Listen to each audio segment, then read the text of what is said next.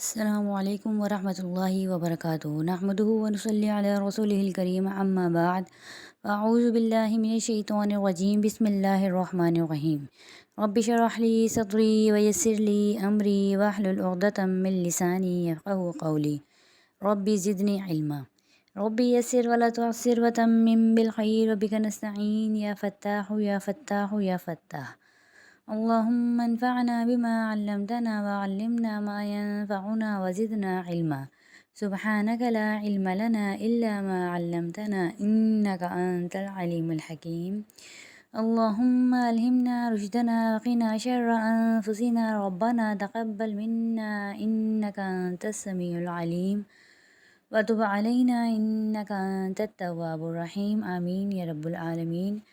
مسنون دعاؤں کا سلسلہ ہمارا شروع ہوا تھا، آج ہم اس سلسلے میں دوسری دعا کا اہتمام کریں گے انشاءاللہ تعالی۔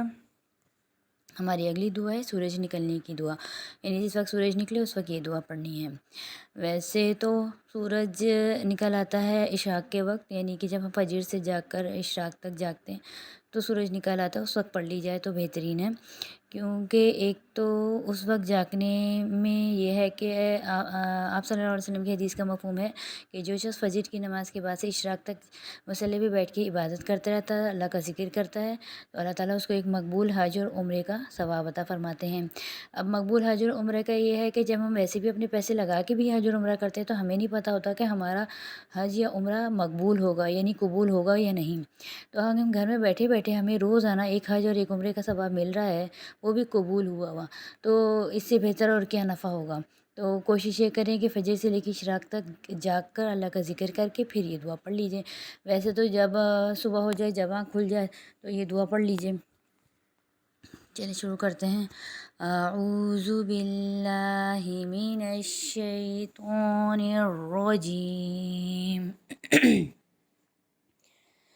بسم اللہ الرحمن الرحیم الحمد للہ الذی اقالنا یومنا ھذا ولم یہلکنا بذنوبنا۔ اب اس کے قواعد ایک دفعہ ریپیٹ کرتے ہیں۔ سب سے پہلے آ گیا الحمد۔ الحمد میں کہیں نہیں کھینچنا، آپ کو سیدھا سیدھا پڑھنا ہے۔ الحمد للہ، للہ میں اللہ کے نام سے پہلے زیر آ رہا ہے، یعنی شروع میں ہی دیکھ رہے ہیں للہ، للہ لام کے نیچے زیر آیا تو اس کو ہم باریک پڑھیں گے، ٹھیک ہے۔ للہ الذی، الذی میں زی کو ہم ایک الف کی مقدار کھینچیں گے۔ ایک الف کی مقدار کیا ہے؟ ایک انگلی بند کی اور کھولی۔ اقالنا میں قاف اور حمزہ زبر جو ہے اقا، یہاں پر بھی ایک الف کی مقدار کھینچیں گے۔ لنا میں بھی ایک الف کی مقدار، یومنا نا میں بھی ایک الف کی مقدار، حاذا حاذا میں ہا پر ایک الف کی مقدار اور ذا پر بھی ایک الف کی مقدار۔ ابھی اس کے اوپر پینسل سے بس ایک ایک لکھ لیا کریں، ٹھیک ہے۔ قواعد جب ہم پڑھتے جائیں گے ہمیں خود سمجھ میں آ جائیں گے، ٹھیک ہے۔ ولم یہلک نا، نا کے اوپر بھی ایک الف کی مقدار۔ بذنوبنا، نو پہ ایک الف کی مقدار اور نا پہ ایک الف کی مقدار، ٹھیک ہے۔ یہاں پر پینسل سے کاپی پہ یہ دعا اتاریں اور اس کے بعد جہاں جہاں میں نے جو جو قاعدے بتائے ہیں، ایک الف کی مقدار جہاں بتائی ہے وہاں پر ایک ایک اوپر لکھ لیجیے تاکہ آپ کو یاد رہے، ٹھیک ہے۔ ایک دفعہ دوبارہ دوہرا لیتے ہیں دعا کو۔ الحمد للہ الذی اقالنا یومنا ھذا ولم یہلکنا بذنوبنا۔ سب تعریفیں اللہ ہی کے لیے ہیں جس نے آج کے دن ہمیں معاف رکھا اور گناہوں کے سبب ہمیں ہلاک نہ فرمایا۔ امید ہے کہ آج کا سبق آپ لوگوں کی سمجھ میں آ گیا ہوگا۔ آج کا سبق اچھی طریقے سے ریوائز کریں۔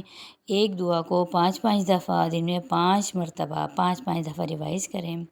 انشاءاللہ تعالیٰ اس طریقے سے آپ لوگوں کو یاد ہو جائیں گی۔ یہ دعا یاد کر کے قواعد کے ساتھ وائس میں سینڈ کیجیے۔ اللہ تعالیٰ سے امید ہے اللہ تعالیٰ ہمیں ان دعاؤں کو پڑھنے اور ان پر عمل کرنے کی توفیق عطا فرمائے۔ وآخر الدعوانا ان الحمد للہ رب العالمین۔ سبحان ربک رب العزت عما یصفون وسلام علی المرسلین والحمد للہ رب العالمین۔ السلام علیکم ورحمۃ اللہ وبرکاتہ۔